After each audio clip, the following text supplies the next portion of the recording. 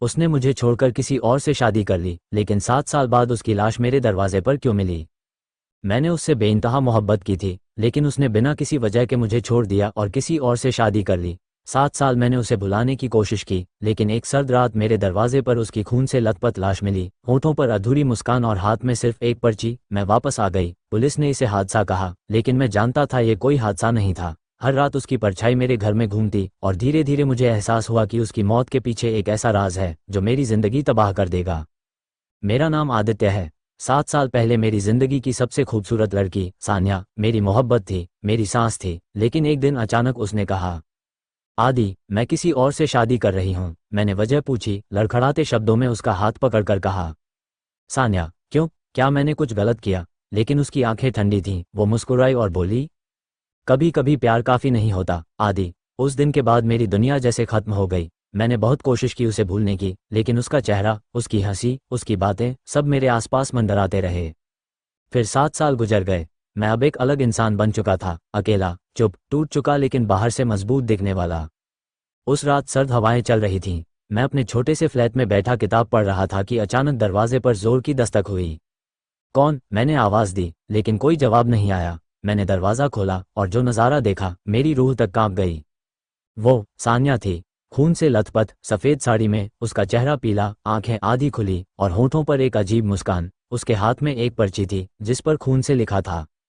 मैं वापस आ गई। मैं सदमे में खड़ा था, बोल भी नहीं पा रहा था। तभी उसकी निढाल देह मेरे पैरों के पास गिर गई। मैं चीख पड़ा, सान्या। पुलिस आई, लाश को उठाया, पोस्टमार्टम हुआ। रिपोर्ट में लिखा था, कार एक्सीडेंट, इंस्टेंट डेथ। लेकिन मुझे यकीन था, यह हादसा नहीं था। उसकी आंखें, उसकी मुस्कान, वो सब कुछ कह रही थीं। अगली रात जब मैं नींद में डूबने की कोशिश कर रहा था, मुझे खिड़की से किसी के कदमों की आवाज़ सुनाई दी। मैंने धीरे से पर्दा हटाया और देखा, सड़क पर कोई खड़ा था, सफ़ेद साड़ी में, चेहरे पर वही मुस्कान, और फिर वो धुंध में गायब हो गया। नहीं, ये सब मेरा भ्रम है, मैंने खुद को समझाया। लेकिन अगले दिन मेरे घर की दीवार पर खून से लिखा था, क्यों छोड़ा था मुझे, आदि? मेरी सांस अटक गई। मैं डर और सदमे में घर से बाहर भागा, सीधे पुलिस स्टेशन पहुंचा। इंस्पेक्टर ने मेरी बात सुनकर बस इतना कहा, देखिए मिस्टर आदित्य, उसका एक्सीडेंट हुआ है, कोई भूत वूत नहीं होता, आप दिमागी दबाव में हैं। लेकिन मेरा दिमाग कह रहा था, सान्या वापस आ चुकी है। उस शाम मैं उसकी कब्र पर गया। कब्र के पास ताज़े फूल रखे थे, लेकिन कोई वहां नहीं था। अचानक हवा तेज चली और मेरे कानों में उसकी आवाज़ गूंजी, आदि, सच जानना है तो मेरी डायरी ढूंढ। डायरी? कौन सी डायरी?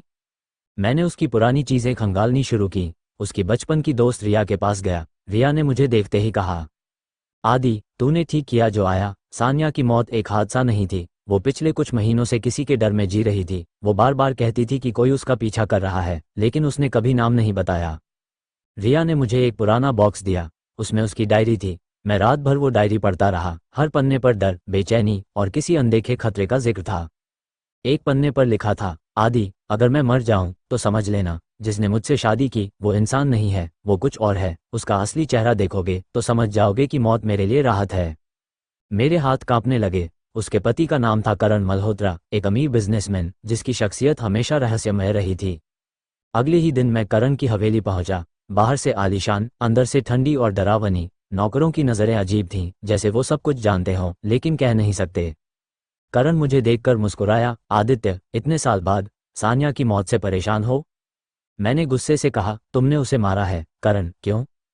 वो हंसा, धीरे धीरे मेरे पास आया और बोला, सान्या मेरी थी, है और हमेशा रहेगी, लेकिन वो तेरे पास वापस क्यों आई, ये सोचने की बात है, आदि।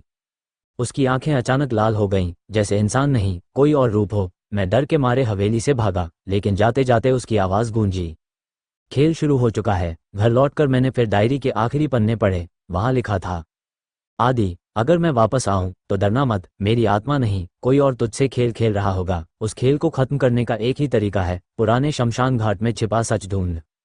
रात को मैं उस शमशान पहुंचा।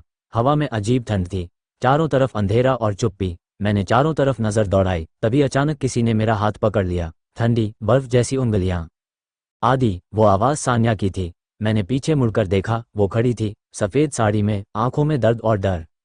आदि, वो इंसान नहीं है, उसने मेरी रूह को बांध लिया है, मुझे मुक्ति दिला। कैसे? मेरी आवाज़ कांप रही थी।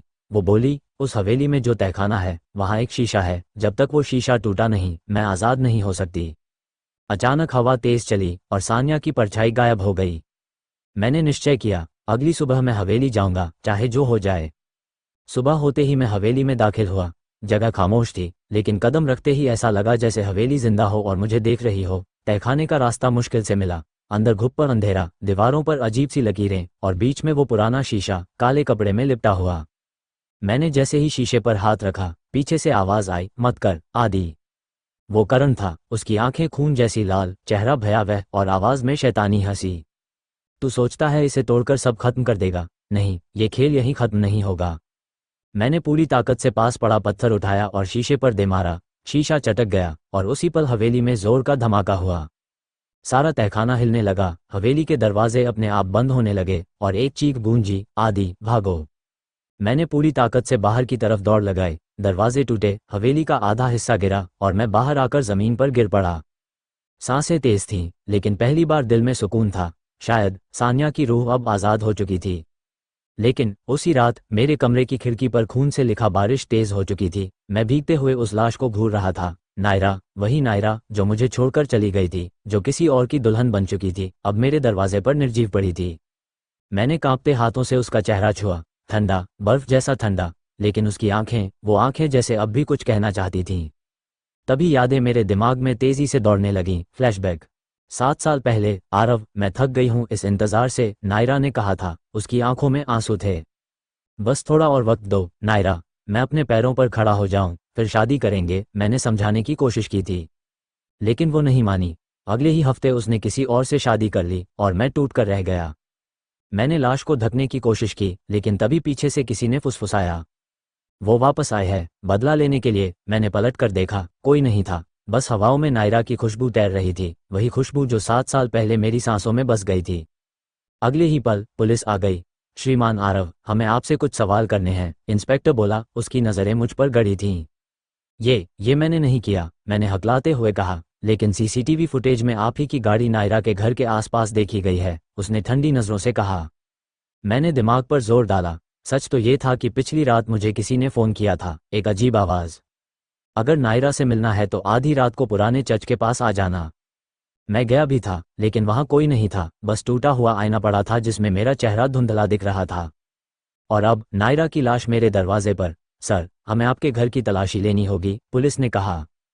मैंने घबराते हुए दरवाज़ा खोला और मेरी रूह कांप गई। कमरे में हर जगह नायरा की तस्वीरें लगी थीं और लाल अक्षरों में लिखा था, मैं लौट आई हूँ, आरव, हमेशा के लिए। मुझे याद नहीं कि ये तस्वीरें कब और कैसे आईं। क्या मैं पागल हो रहा था या कोई खेल खेल रहा था मेरे साथ? तभी मेरे फ़ोन पर मैसेज आया, अगर सच जानना है तो रात 12 बजे झील के पास आना, अकेले। मेरे पैरों तले ज़मीन खिसक गई, लेकिन मैं गया। रात के अंधेरे में झील का पानी स्याही जैसा काला दिख रहा था और वहाँ नायरा खड़ी थी, जिंदा। नायरा, ये क्या है? मैंने डरते हुए पूछा। वो मुस्कुराई, लेकिन उसकी मुस्कान में दर्द था। सच जानने के लिए तुम्हें मेरे साथ चलना होगा। अचानक सब कुछ काला हो गया और जब होश आया तो मैं एक पुराने तहखाने में था। दीवारों पर खून से लिखा था, 7 साल का हिसाब आज पूरा होगा। हवा भारी हो चुकी थी, तहखाने की नमी मेरी सांसों को जकड़ रही थी। नायरा सामने खड़ी थी, उसकी आंखों में अजीब सी चमक थी, जैसे वो 7 सालों का हर राज एक ही सांस में उगलने वाली हो। नायरा, तुम जिंदा हो। मेरी आवाज़ कांप रही थी, लेकिन वो सिर्फ मुस्कुरा रही थी, वैसी ही मुस्कान जो हमेशा किसी तूफान का इशारा करती थी। जिंदा, उसने धीमे से कहा। नहीं आरव, मैं जिंदा नहीं हूं, लेकिन पूरी तरह मरी भी नहीं। उसके शब्द मेरी रूह तक में सिहरन पैदा कर रहे थे। मैंने कांपते हुए उसके पास कदम बढ़ाया, लेकिन अचानक चारों तरफ तेज आवाज गूंजी, पीछे हट जाओ। मैंने पीछे मुड़कर देखा, अंधेरे में किसी की परछाई हिल रही थी। वो इंस्पेक्टर वर्मा था, हाथ में टॉर्च और बंदूक लिए हुए। आरव, उससे दूर रहो, ये जो भी है इंसान नहीं है। नहीं, मैंने चिल्लाते हुए कहा, ये नायरा है, मेरी नायरा। नायरा की आंखें चमक उठीं, उसने धीमे से फुसफुसाया, तुम्हें सच पता नहीं है आरव, इन 7 सालों में मैं नर्क से भी गुजरी हूँ। उन्होंने मुझे कैद किया, मुझे जिंदा दफनाया, लेकिन मेरी रूह कभी आज़ाद नहीं हुई। मेरे पैरों के नीचे की ज़मीन हिलने लगी, दीवारें खून की लकीरों से भरने लगीं और एक एक कर पुरानी तस्वीरें सामने गिरने लगीं, नायरा की, मेरी और उस शख्स की जिसने उससे शादी की थी, रोहित। रोहित, मेरा दिमाग घूमने लगा। ये सब रोहित ने किया, लेकिन क्यों? नायरा की आंखों में आंसू चमक उठे, क्योंकि मैं सिर्फ तुम्हारी थी आरव, लेकिन उसने मुझे अपनी हवस का गुलाम बना दिया, और जब मैंने मना किया, उसने मुझे मार डाला और मेरे शव को इसी तहखाने में फेंक दिया। मेरे कानों में सिर्फ उसकी चीखें गूंज रही थीं, जैसे वो 7 साल पुरानी रात फिर से जी रही हो। अचानक इंस्पेक्टर वर्मा ने फायर किया, गोली की आवाज़ गूंजी और दीवार के उस पार कुछ गिरने की धमक आई। मैंने देखा, रोहित। उसकी आंखों में डर था, लेकिन वो अब भी हंस रहा था। तुम नहीं समझोगे आरव, उसने कहा, ये नायरा अब इंसान नहीं रही, ये मौत है, तुम्हारी मौत। नायरा अचानक हवा में तैरने लगी, उसके बाल बिखर गए, उसकी आंखें खून जैसी लाल हो गईं, और उसकी आवाज़ गूंजी, तुमने मेरी आत्मा को नहीं मारा रोहित, लेकिन अब मैं तुम्हारी आत्मा ले जाऊंगी। रोहित चीखने लगा, उसकी चीखें तहखाने की दीवारों से टकराकर गूंज रही थीं। मैंने अपनी आंखें बंद कर लीं, लेकिन उस एक पल में पूरा कमरा अंधेरे में डूब गया। जब मैंने आंखें खोलीं तो तहखाना खाली था, न रोहित, न इंस्पेक्टर वर्मा, बस मैं और नायरा। आरव, उसने धीमे से कहा, उसकी आवाज़ अब नर्म थी, अब मैं जा रही हूँ, लेकिन वादा करो, इस बार मुझे जाने दोगे? नहीं। मैंने उसके हाथ पकड़ने की कोशिश की, लेकिन वो धुंध बनकर मेरी उंगलियों से फिसल गई। प्यार में भी कभी कभी मोह छोड़ना पड़ता है आरव। उसकी आवाज़ फीकी होती चली गई, और फिर बस सन्नाटा रह गया। मैं घुटनों के बल गिर गया, आंखों से आंसू बहते रहे, और दीवार पर आखिरी निशान उभर आया। प्यार कभी खत्म नहीं होता, वो बस रूप बदलता है। तहखाने का दरवाज़ा अपने आप खुला, बाहर सुबह की पहली किरण झांक रही थी, लेकिन मेरे अंदर का अंधेरा अब भी वैसा ही था। मैंने आसमान की तरफ देखा और हल्की मुस्कान के साथ फुसफुसाया, अलविदा नायरा।